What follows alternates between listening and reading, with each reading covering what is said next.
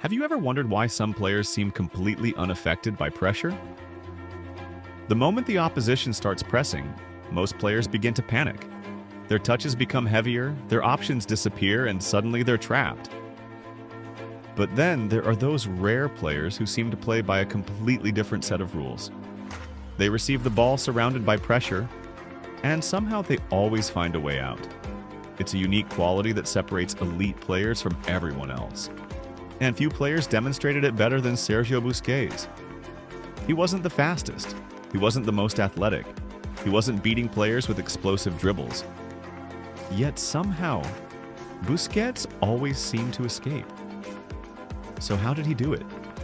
What was he seeing? And what did he understand about pressure that most players simply don't? By the end of this video, you'll uncover the 3 things that made Busquets so difficult to press. And once you understand them, you might start seeing the pressing game completely differently.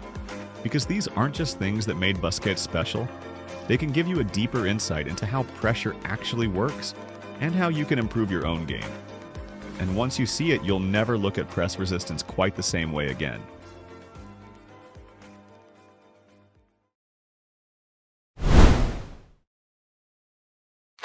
When you watch Busquets escape pressure, the moment everyone remembers is usually the moment he receives the ball. The touch, the turn, the pass, the escape. But what if we're actually watching the wrong moment? Because there's something Busquets does before the ball even reaches him.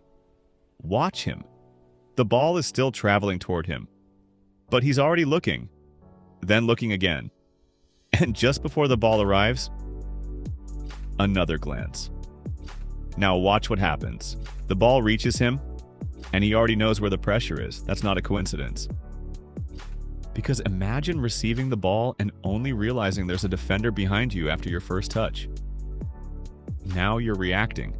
The defender decides what happens next. But Busquets was different. He wasn't waiting for the pressure to tell him what to do. He was looking for the pressure before it arrived. And this is something a lot of players completely overlook. In football, never keep your head on the ground. Keep your head up, constantly scanning, constantly looking for the next option. A common mistake is receiving the ball and immediately looking down at your feet. Now you're only seeing the ball. You don't see the defender closing you down. And that's when mistakes happen. A rushed pass, the wrong pass, running straight into pressure you never saw coming. Sometimes the problem isn't that you don't have the ability to make the pass. You simply didn't see it in time. When your head is up, you see the whole picture. The pressure, the space, the next pass, and sometimes you can play the ball without even looking directly at the player you're passing to. Because you've already scanned the picture, that's awareness. And that's why scanning isn't something you do once. The game changes every second, so you scan before you receive it, and you keep updating that picture. But here's where it gets interesting, because knowing the pressure is coming doesn't automatically save you. You can see the defender, you can know exactly where he is, and still get trapped. So if Busquets already knew the pressure was coming, what did he do with that information? That's where the second piece begins.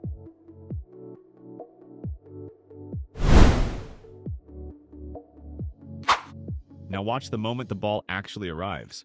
Don't watch the ball. Watch Busquets' body. Look at his position before the touch. He's not simply waiting to control the ball, he's already preparing for what happens after the control. Because the first touch isn't just about keeping possession, it can completely change the direction of the pressure. A defender can be closing from behind, but Busquets receives with his body open. One touch, and the ball moves away from the pressure. Suddenly, the defender who looked dangerous isn't dangerous anymore. And that's the part that's easy to miss. Sometimes, Busquets' body had already escaped before his feet did. If your body is facing the wrong direction, even a good touch can leave you trapped. But if you're already positioned to see the pitch, your next action becomes much easier. That's why Busquets could make his control look so effortless. He wasn't receiving the ball and then deciding what to do. He was preparing the reception around what he had already seen. The touch, the body, the direction, all connected. But now there's a question. If Busquets could see the pressure and prepare his body for it, Did he always try to turn away from it? Not at all. And this is where Busquets becomes even more interesting.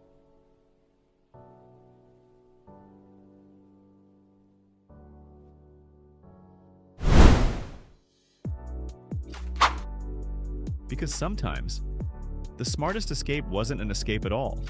When players hear beat the press, they often imagine the spectacular solution. Receive, turn, dribble, escape. But Busquets didn't always play that game. Sometimes he received the ball under pressure and simply moved it. No unnecessary turn, no desperate dribble, no attempt to prove he could beat the player pressing him. Just pass. And this sounds simple, almost too simple. But that's exactly why it's easy to overlook, because press resistance isn't always about defeating the player in front of you. Sometimes you don't have to beat the press to beat the press. If the safe pass is available, why force something difficult? If one touch is enough, why take three? If the defender commits toward you, why fight him when you can simply move the ball somewhere else? Busquets understood something many players don't. The goal isn't to make every action impressive, the goal is to keep control. Sometimes the smartest decision is the safest one, and this is where his simplicity becomes dangerous. Busquets could attract the pressure, then release the ball. The defender has pressed, but what has he actually achieved? Nothing. The ball is already somewhere else. And now, the space that defender left behind can become useful. Busquets didn't always escape the pressure by beating the defender. Sometimes he escaped by making the pressure irrelevant, and that's a completely different way of understanding the game. But there's still one final thing connecting everything we've seen.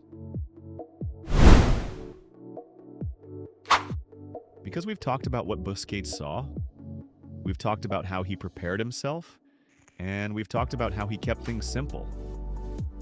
So what actually made all of this work? Go back and watch those clips again.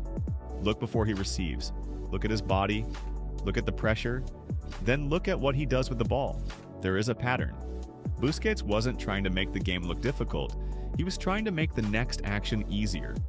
He didn't need to prove he could beat three players. He needed to know whether he even had to beat one. He didn't need the spectacular option. He needed the right option. And that's what made his press resistance so difficult to replicate.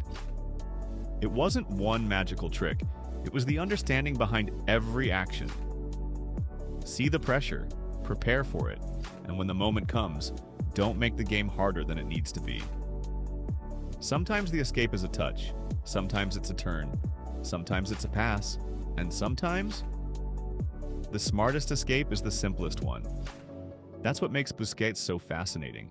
He wasn't faster than the press. He wasn't stronger than the press. He simply understood it. And once you understand pressure, you start seeing the game differently. So the next time you watch an elite player escape pressure, don't just watch what happens when he receives the ball. Watch what happened before it.